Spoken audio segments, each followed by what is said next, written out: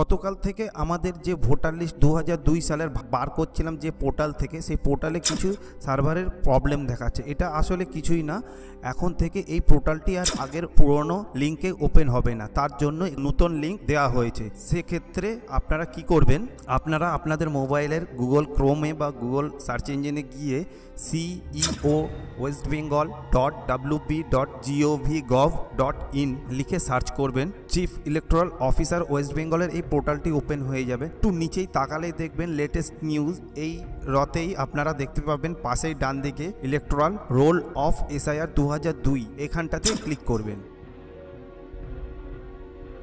এখানে আপনারা নিচে দেখতে পাবেন বিভিন্ন ডিস্ট্রিক্ট, এখান থেকেই আপনারা আপনাদের নিজের ডিস্ট্রিক্টটি বেছে নেবেন।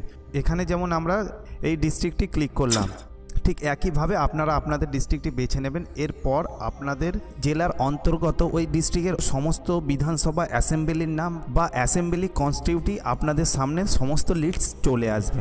এরপর আপনারা আপনাদের অ্যাসেম্বলি হিসাবে সিলেক্ট করে নেবেন।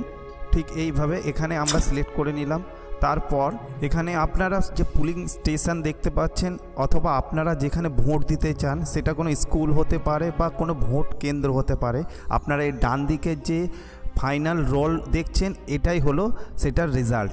এখানে আপনারা আপনাদের সেই ভোট কেন্দ্রের নাম দেখে এই ডান দিকে ক্লিক করবেন। তারপর আপনার সামনে এই ক্যাপচারের একটি অপশান চলে আসবে, এটি আপনার উপরের ক্যাপচারটি দেখে ফিল আপ করে দেবেন। একটু নিচে এসে ভেরিফাই করবেন। তারপর আপনার সামনে ওই এলাকার ভোটার লিস্ট সমস্ত চলে আসবে।